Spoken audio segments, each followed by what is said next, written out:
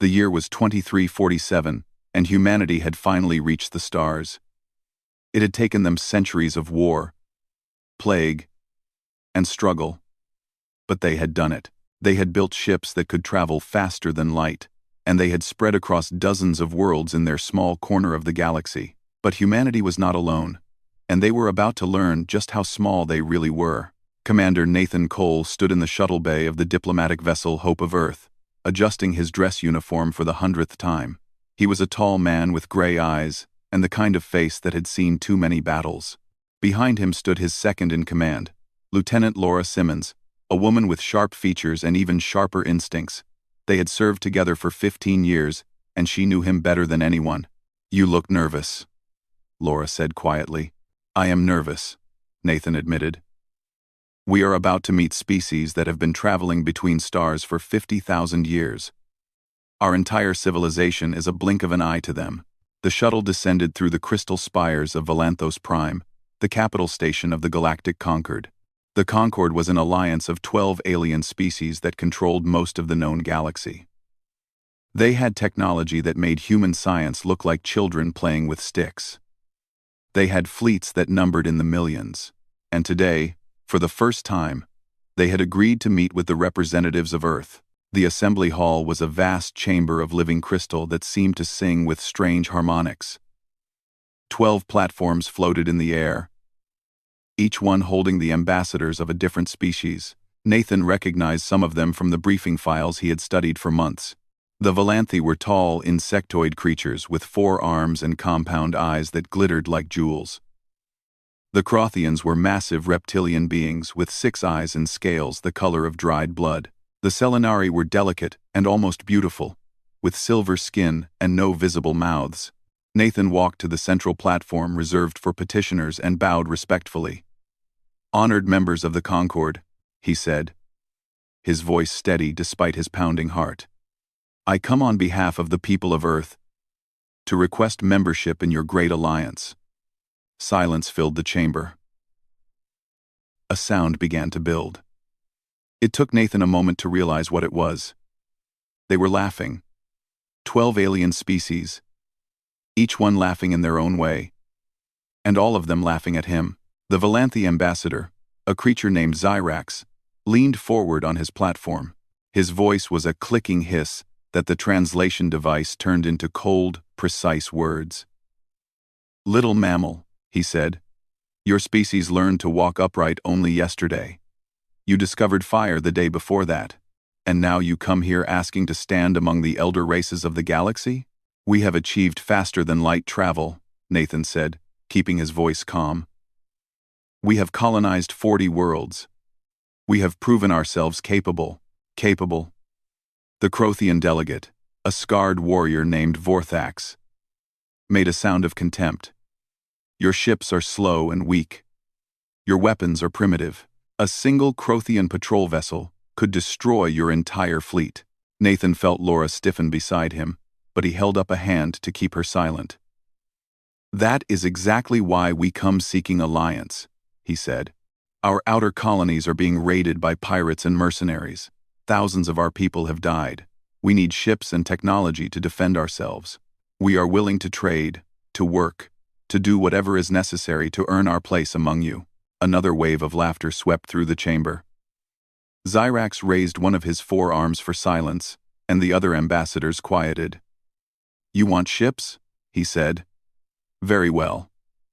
The Concord will give you ships." Nathan felt a surge of hope. But something in the alien's tone made his stomach tighten. "You will help us? We will give you exactly what you deserve," Zyrax replied. "The Concord has many old vessels that are no longer useful. Broken hulls, failed reactors, outdated weapons. We were going to dispose of them anyway. Now we will send them to Earth instead. Consider it a gift from the elder races to their youngest children." The other ambassadors made sounds of approval. The Crothian Vorthax bared his teeth in what might have been a smile. "Yes," he said. "Let the mammals play with our garbage. Perhaps they can build something useful from it. A shelter, perhaps, or a monument to their own insignificance." Nathan stood frozen as the full weight of the insult washed over him. They were not offering help. They were mocking humanity, treating them like animals to be amused by scraps thrown from a table. He looked around the chamber at the alien faces, seeing nothing but contempt and cruel amusement. "This is not what we asked for," he said quietly. "It is what you will receive," Zyrax replied. "Be grateful, little mammal. Many species are not even given garbage." He waved one arm in dismissal. "This audience is concluded. Return to your world and your scraps. Perhaps in another 1,000 years, you will be ready to speak to us as equals. Perhaps not." The journey back to Earth was silent. Nathan sat in his cabin, staring at nothing, while Laura paced like a caged animal. When they finally reached home and saw the debris field that now orbited their world, even she had no words. Millions of tons of twisted metal, broken machinery, and discarded components hung in the darkness above the blue globe of Earth. The Concord had been generous in their contempt. They had sent the wreckage of over 100 ships. Admiral Gregory Hayes met them at the orbital station.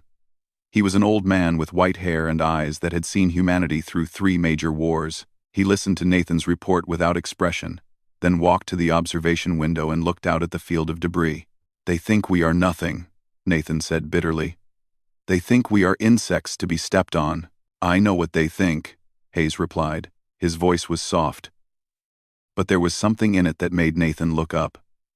"I also know what they do not think. They do not think about what our ancestors built from nothing. They do not know how we crossed oceans in wooden ships and conquered continents with iron and will. They see us as we are now, but they cannot imagine what we might become." He turned from the window, and his old eyes were burning with a fire that Nathan had never seen before. "They gave us garbage because they believe we can do nothing with it. They are wrong. Call together every engineer, every scientist, every builder we have. We are going to turn their insult into their nightmare." Within a week, the greatest project in human history had begun. They called it Project Ironheart, and it would change the galaxy forever. The debris field stretched across 200 kilometers of orbital space, a graveyard of alien technology that glittered in the sunlight like a crown of broken jewels. From the observation deck of Orbital Station 7, Dr. Catherine Palmer watched the salvage teams move through the wreckage, like ants exploring the corpse of a giant. She was a small woman with dark hair and the kind of tired eyes that came from too many sleepless nights. But right now those eyes were shining with something close to wonder. "They have no idea what they gave us," she said to the man standing beside her. Chief Engineer Daniel Reyes was everything Catherine was not. He was big, loud, and his hands were scarred from decades of building ships in the orbital construction yards above Texas. He had come from a family of shipbuilders, and his grandfather had helped construct the first human vessel to reach another star. Now he was looking at alien technology that made his grandfather's work look like a child's toy. "Tell me," he said. Catherine pulled up a holographic display showing the analysis her team had completed over the past month. "The Concord species do not share technology with each other. Each race guards its secrets jealously. But when they threw all this garbage at us, they mixed everything together.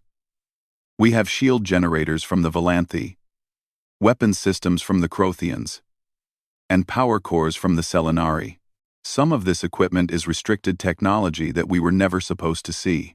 Daniel studied the display with growing interest. "Can we make any of it work?" "That is the wrong question," Catherine replied with a small smile.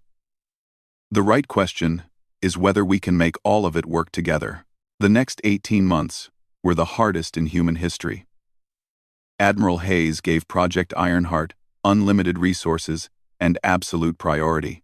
Every engineer, scientist, and skilled worker who could be spared was brought to the orbital construction yard that humanity built around the debris field. They worked in shifts that ran around the clock, sleeping in cramped quarters and eating ration packs that tasted like cardboard. Nobody complained. They all understood what was at stake. Daniel Reyes led the construction teams with a tireless energy that inspired everyone around him. He was usually the first to arrive at the worksite and the last to leave, and he knew the name of every single person under his command. When problems arose that seemed impossible to solve, he would roll up his sleeves and work beside his people until they found a way forward. The challenges were enormous. Alien power systems operated on principles that human physics could barely explain. Weapons designed for creatures with different senses had to be completely rebuilt for human operators. Computer systems that used quantum states instead of binary code had to be interfaced with human technology that was centuries less advanced. But humans had something that the elder races had forgotten. They had the desperation of a species fighting for survival, the creativity of minds unbound by tradition, and the stubborn refusal to accept that anything was truly impossible. Lieutenant Commander Ryan Torres was assigned to develop the weapon systems. He was a quiet man with a gift for understanding how things worked, and he spent his days taking apart alien weapons and putting them back together in new configurations. One night, working alone in his laboratory, he made a discovery that would change everything. The Valanthe plasma cannons create a specific energy frequency, he explained to Daniel and Catherine the next morning, his voice trembling with excitement. The Crothian mass drivers create a different frequency, and the Selenari beam weapons create a third. Alone, each weapon is powerful, but if you fire all three through a synchronized targeting system, the frequencies combine. They create a cascade effect that multiplies the destructive power by a factor of 12. Catherine stared at him.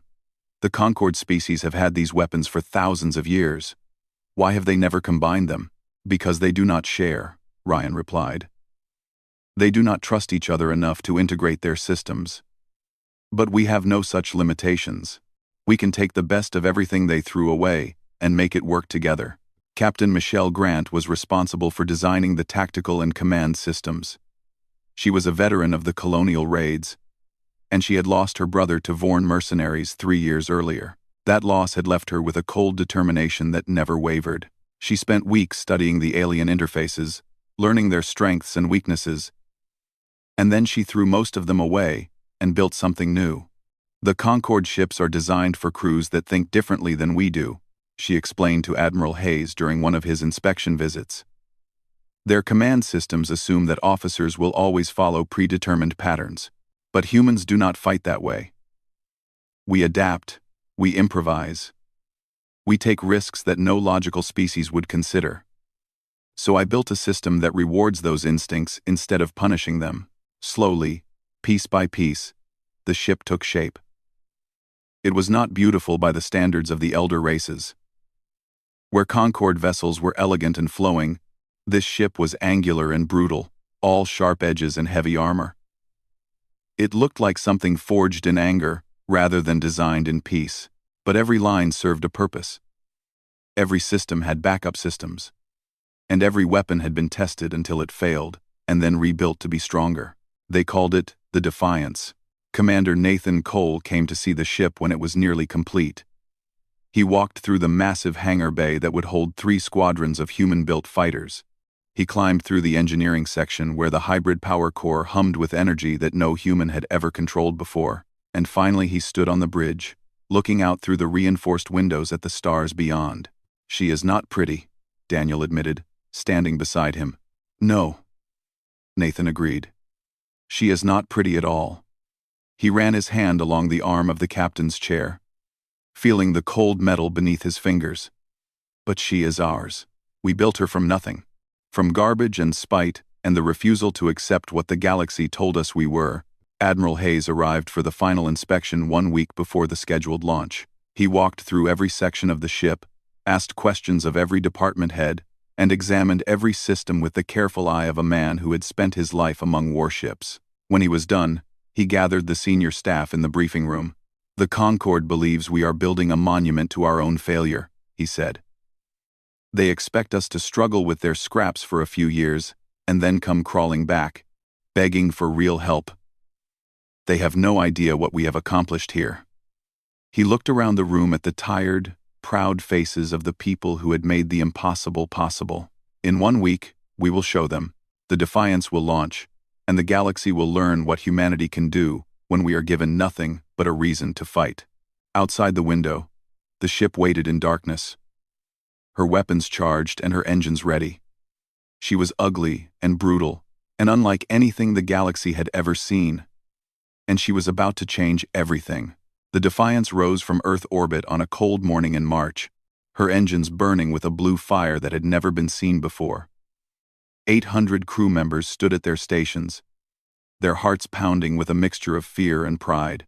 They were about to take the most advanced warship ever built by human hands into the darkness between the stars. And none of them knew if they would ever come home. Commander Nathan Cole sat in the captain's chair, watching Earth shrink on the view screen until it was just another point of light among millions. Beside him, Laura Simmons ran her fingers across the tactical display, checking and rechecking their systems. She had been with him since the beginning of this journey, and he could not imagine facing what came next without her at his side. "All systems green," she reported. "The ship is performing better than projected. Whatever Daniel and his team did down in engineering, it is working." Nathan nodded but did not relax. A ship was only as good as its first real test, and that test was coming soon. Their mission was to patrol the outer colonies, the scattered human settlements that had been prey to raiders for years.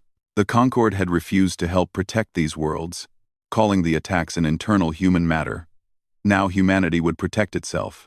The first 2 weeks of patrol were quiet. The Defiance moved from colony to colony, her presence alone enough to make any watching enemies think twice. Nathan used the time to drill his crew, pushing them through combat simulations until they could react to any threat in their sleep. He was demanding and sometimes harsh, but his people understood. When the real fighting came, every second would matter. On the 15th day, the enemy finally showed themselves. Laura's voice cut through the quiet of the bridge. "Contacts incoming. 15 vessels, bearing 047. Configuration matches, Vorn Raider Squadron." Nathan felt his jaw tighten. The Vorn were brutal mercenaries who had been terrorizing human colonies for a decade. They were fast, well-armed, and utterly without mercy. In every previous engagement with human forces, they had won decisively. Their ships were designed for killing, and they had plenty of practice. "Sound battle stations," Nathan ordered. His voice was calm, but beneath the surface, his blood was running hot. "All hands prepare for combat." The bridge came alive with activity. Ryan Torres powered up the weapons systems he had designed, watching his displays with the focused intensity of a man about to test his life's work. Michelle Grant coordinated with the fighter squadrons in the hangar bay, where Commander Alex Peterson and his pilots were already climbing into their cockpits. Throughout the ship, 800 humans prepared to fight for their species. The Vorn fleet dropped out of faster-than-light travel in a perfect attack formation. Their ships were sleek predators, built for speed and destruction. On any other day, against any other enemy, they would have been confident of victory. But today they faced something they had never seen before. The Vorn commander opened a communication channel. His face appeared on the view screen. A nightmare of tusks and scar tissue. "Human vessel," he growled. "Surrender your ship and cargo. Resist, and you die." Nathan stood slowly from his chair. "This is Commander Nathan Cole of the USS Defiance. We do not surrender. We do not run. And today, you are going to learn why." He cut the channel before the Vorn could respond. "Laura, target the lead vessel. Ryan, prepare cascade cannons. Michelle, launch fighters." The battle began with a fury that shook the stars. The Vorn attacked with their usual tactics, swarming in from multiple angles to overwhelm their target with concentrated fire. Dozens of weapons locked onto the Defiance, and for a moment the ship disappeared behind a wall of plasma and metal. Any human vessel ever built would have been destroyed in that first volley. But the Defiance was not any human vessel. Her shields, a hybrid of Valanthe and human technology, absorbed the attack and held. The energy that should have torn her apart was dispersed across frequencies the Vorn weapons could not track. When the barrage ended, the Defiance emerged from the fire with her armor scorched but her systems intact. "Shields holding at 60%, Laura reported. "Minor damage to outer hull sections. All weapons operational." "Return fire," Nathan ordered. The cascade cannons spoke for the first time in actual combat. 3 different energy types merged into a single beam of destruction that struck the lead Vorn vessel directly in its center. For a moment the ship seemed to freeze, its hull glowing white. Then it came apart, torn into a million fragments by forces it was never designed to withstand. The Vorn formation scattered in shock. They had never seen a weapon like this, never faced an enemy who could take their best attack and answer with something far worse. But they were warriors, and they did not run easily. They regrouped and came again.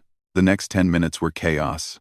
The Defiance moved through the battle like a dancer of destruction, her weapons firing in all directions while her shields absorbed punishment that would have killed a dozen ordinary ships.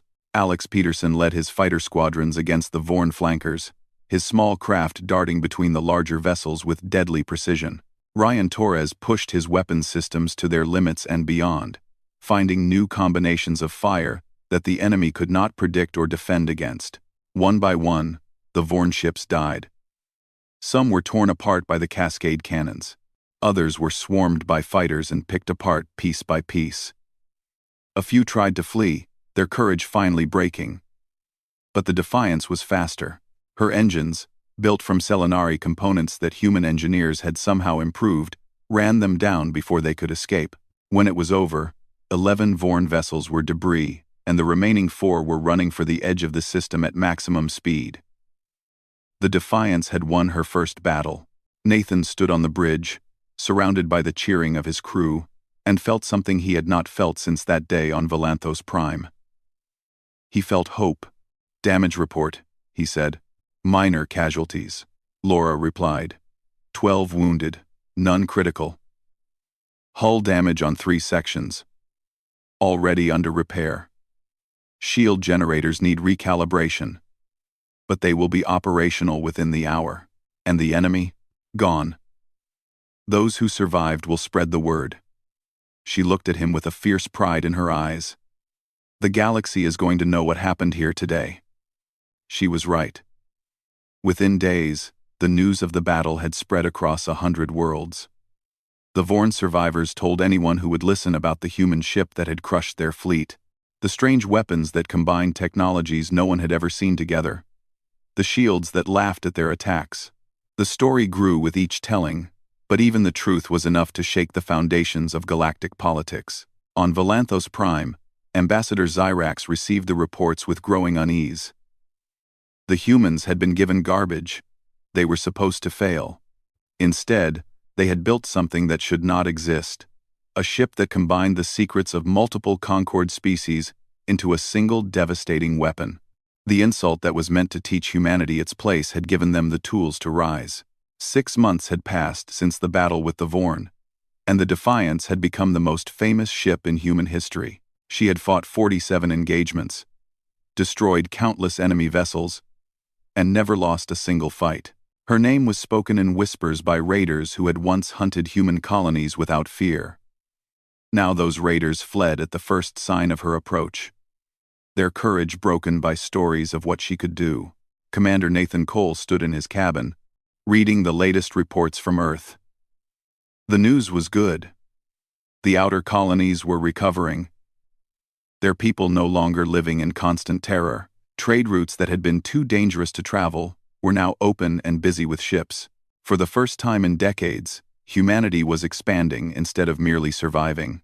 But Nathan knew that their success had not gone unnoticed. The galaxy was watching, and not everyone was pleased by what they saw. On Volanthos Prime, the Concord was meeting an emergency session. The great assembly hall that had once echoed with laughter at humanity's expense was now filled with voices raised in anger and fear. The elder races had ruled the galaxy for 50,000 years by keeping the younger species weak and divided. Now, one of those younger species had taken their discarded technology and turned it into something that threatened the entire order of things. Ambassador Zyrax clicked his mandibles in frustration as he listened to the arguments around him. The Selenari wanted to negotiate with the humans, to bring them into the Concord as junior partners before they grew too strong. The Volanthi Council was divided, some calling for sanctions while others urged caution. But the Crothians had a simpler solution. Admiral Vorthax, the same scarred warrior who had mocked humanity in this very chamber 2 years ago, rose to speak. His 6 eyes swept across the assembly, and his voice was a rumble of barely contained violence. "We gave these mammals scraps, and they built a weapon from it. This is our failure, and we must correct it. I propose that we send a fleet to human space and demand the surrender of their ship and crew. If they refuse, we destroy them and remind the galaxy why the elder races rule. The vote was close, but in the end, the Crothians won. 30 of their finest warships were assembled and sent to the edge of human space, with orders to end the threat of the Defiance once and for all. Nathan received the ultimatum via long-range communication 3 days later. Admiral Vorthax appeared on his screen, his reptilian face twisted into an expression of cold satisfaction. "Human Commander," he said, "the Galactic Concord has declared your vessel to be in violation of restricted technology laws. You will surrender your ship and crew immediately. You have 12 hours to comply. If you refuse, my fleet will take your vessel by force and destroy anyone who resists." Nathan cut the transmission without responding and called his senior officers to the briefing room. They gathered quickly, their faces showing the same mixture of defiance and concern that he felt in his own heart. Laura Simmons, Ryan Torres, Michelle Grant, and a dozen others who had helped build the Defiance into what she was today. 30 Crothian warships, Laura said quietly. "Even for us, those are bad odds." 30 against 1, Ryan agreed. "Our weapons are powerful, but we cannot fight that many enemies at once. Eventually they will wear us down." Michelle Grant spoke up, her voice steady. "Then we make sure we are not alone." She explained what she had learned from her contacts on Earth. While the Defiance had been fighting raiders, Project Ironheart had continued. The remaining alien scrap had been used to build 3 more ships, smaller than the Defiance, but each one incorporating everything they had learned from her construction. The USS Vigilance, USS Relentless, and USS Sovereign were completing their final tests. They were not as powerful as the Defiance, but together they might be enough to change the odds. Nathan opened a communication channel to Earth. Admiral Hayes appeared on the screen, his old face showing the strain of the past months. "I know why you are calling," he said. "We have been monitoring the Crothian fleet since it left conquered space. Can the new ships reach us in time?" Hayes nodded slowly. "They are already on their way." "But Nathan, even with 4 ships against 30, this will be the hardest fight humanity has ever faced. The Crothians are not raiders. They are warriors with thousands of years of experience. They will not break easily." "Neither will we," Nathan replied. The next 12 hours were spent preparing for battle. Every system was checked and rechecked. Every weapon was calibrated to perfection. The crew of the Defiance wrote letters to their families, not knowing if they would ever have the chance to send them. Some prayed. Some simply sat in silence, thinking about the homes they might never see again. Nathan walked through his ship, stopping to speak with crew members in every section. He told them he was proud of them. He told them that whatever happened in the coming battle, they had already changed history. They had proven that humanity was not a species to be dismissed or ignored. They had built something impossible, and now they would defend it with their lives. When the 12 hours ended, the Defiance was waiting at the edge of the Sol system. Behind her, the blue marble of Earth hung in the darkness, home to billions of people who were depending on her crew. Nathan stood on the bridge, surrounded by the officers who had become his family, and watched the Crothian fleet drop out of faster-than-light travel. 30 ships. 30 engines of destruction crewed by warriors who had never known defeat. Admiral Vorthax opened a channel, his 6 eyes gleaming with anticipation. "Your time is up, human," he said. "Surrender now, or die." Nathan took a deep breath. Behind him, he could hear the steady breathing of his crew, feel their tension and their determination. They were afraid. So was he. But they were also ready. "Admiral," he said, "humanity does not surrender. We do not bow. And today, you are going to learn what happens when you underestimate us." He cut the channel and turned to Laura. "Sound battle stations. All hands prepare to engage. The greatest battle in human history was about to begin." The Crothian fleet moved forward like a wave of death, 30 warships spreading into attack formation with the practiced ease of a military force that had conquered worlds for thousands of years. Their weapons powered up, filling the darkness of space with the glow of energy ready to be unleashed. On the bridge of his flagship, Admiral Vorthax watched the lone human ship waiting in his path and felt nothing but contempt. "One vessel," he said to his officers. "They send one vessel against the might of the Crothian Empire. These mammals are either insane or too stupid to understand what they face." The first volley was devastating. 30 ships fired at once. Hundreds of plasma lances and mass driver rounds converging on the Defiance from every direction. The attack was designed to destroy a target instantly, to leave nothing but scattered debris as a warning to others who might consider defiance. For a moment, the human ship disappeared completely behind a wall of fire and destruction. When the barrage ended, the Defiance was still there. Her shields were glowing with absorbed energy. Her outer hull was scorched and blackened. But she was alive, and she was fighting back. Commander Nathan Cole gripped the arms of his chair as his ship shuddered under the assault. "Damage report," he called out. "Shields at 40%, Laura Simmons replied. "Hull breaches on decks 7 and 12. Damage control teams responding." Her voice was steady despite the chaos around her. "They hit us with everything they had, and we are still here. Then let us show them what we can do. Ryan, fire cascade cannons. Target their lead vessels." Ryan Torres had been waiting for this moment his entire career. His fingers danced across his console, and the weapons he had created spoke with terrible fury. 3 beams of combined energy lanced out from the Defiance, each one striking a different Crothian ship. The effects were spectacular. One vessel simply exploded, its reactor overloading under the assault. Another broke in half, its crew spilling into the vacuum. The third spun out of control, its engines destroyed. No longer a threat, the Crothian fleet hesitated.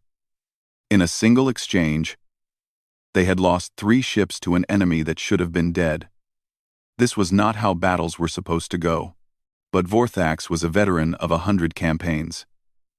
He recovered quickly, barking orders to his captains. The fleet reformed, spreading out to surround the Defiance and attack from all sides at once. They would not make the mistake of underestimating human shields again. Instead, they would grind the lone ship down with sustained fire until nothing remained. The next 2 hours were a nightmare of combat. The Defiance fought with everything she had, her weapons cutting through Crothian formations, while her shields absorbed punishment that would have destroyed any other vessel. Alex Peterson led his fighter squadrons against the enemy flanks, his pilots performing miracles of courage as they faced ships 100 times their size. Michelle Grant coordinated the defense with cold efficiency, directing fire and managing power in ways that kept the ship alive through impossible odds. But even the Defiance had limits. "Shields failing," Laura reported. "We have lost power to the port cascade cannon. Hull breaches on multiple decks." She paused, and for the first time, Nathan heard fear in her voice. "Nathan, we cannot take much more of this." He knew she was right. The ship was dying around him, held together by nothing but the determination of her crew. They had destroyed 12 Crothian vessels, but 18 remained, and they were closing in for the kill. Then the sensors detected new contacts. "Ships incoming," Laura said, her voice rising. 3 vessels, dropping out of faster than light. Configuration matches human design. She turned to Nathan, with tears in her eyes. "It is the Vigilance, the Relentless, and the Sovereign. They made it." The 3 new ships arrived like avenging angels, their weapons already firing as they dropped into normal space. They were smaller than the Defiance, but they had been built with all the knowledge gained from her construction. Their shields were strong, their weapons were deadly, and their crews had trained for this moment since the day they launched. But that was not all. Behind the 3 warships came something that no one had expected. 47 vessels of various sizes and designs, civilian ships that had been armed and armored by their crews, mining vessels from the asteroid colonies, trading ships from the outer settlements, personal yachts and cargo haulers, and anything else that could carry a weapon and a brave crew. The people of humanity had come to fight for their future. Admiral Vorthax stared at his displays in disbelief. His certain victory was transforming into chaos. His fleet was now outnumbered, surrounded by enemies who refused to accept their own defeat. "Impossible," he muttered. "They are primitives. They cannot have built all of this." But they had. They had built it from garbage and determination, and the refusal to accept what the galaxy told them they were. And now they were going to prove it. The battle turned. The Defiance and her sister ships formed the core of a human formation that struck the Crothian fleet from every angle. The civilian vessels harassed the enemy flanks, their improvised weapons adding to the storm of fire. One by one, the Crothian ships began to fall. Vorthax watched his proud fleet crumble around him. Half his ships were gone now, destroyed or crippled by an enemy that should have been nothing more than a footnote in galactic history. His warriors were dying, and he could see no way to victory. For the first time in his long career, he gave an order that tasted like ash in his mouth. "All ships, retreat. Fall back to Concord space." The surviving Crothians fled, their engines burning at maximum power as they ran from the battlefield. They left behind the wreckage of 12 ships, and the shattered assumption that humanity could ever be dismissed or ignored. On the bridge of the Defiance, Nathan Cole slumped in his chair. His ship was barely holding together, but she was still alive. Around him, his crew was weeping and embracing and laughing with the pure joy of survival. They had faced the might of a galactic empire and won. 3 months later, Ambassador Patricia Vaughn returned to Valanthos Prime. The Concord had summoned humanity for another audience. But this time there was no laughter in the assembly hall. The elder races looked at the human representative with new eyes, seeing not a primitive animal but a species that had proven itself capable of standing among the stars. Ambassador Zyrax spoke first. His voice was careful now, lacking the contempt that had filled it 2 years ago. The Concord recognizes that humanity has demonstrated unexpected capabilities.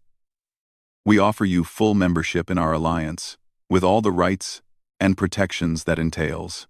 Patricia nodded graciously. She was a diplomat, and she knew how to accept victory with dignity. But before she turned to leave, she paused before Zyrax and allowed herself a small smile. "Thank you," she said, "for the scrap metal." Back on Earth, the Defiance returned home to a hero's welcome. Millions of people gathered to watch her descent, cheering for the ship and crew that had saved them all. Commander Nathan Cole stood on the bridge one last time, looking out at the world he had protected, and felt a peace that he had not known since this journey began. They had been given garbage and told they were nothing. They had answered with fire and courage and the stubborn human refusal to accept the impossible. The galaxy would never forget what they had done, and humanity would never again bow to those who called themselves their betters. The Defiance would be repaired and would fly again, the first of a new fleet that would protect human space for generations to come. And across the stars, in 1,000 languages on 1,000 worlds, the story would be told of the day that humanity proved its worth. They had been given scrap metal. They had built a legend.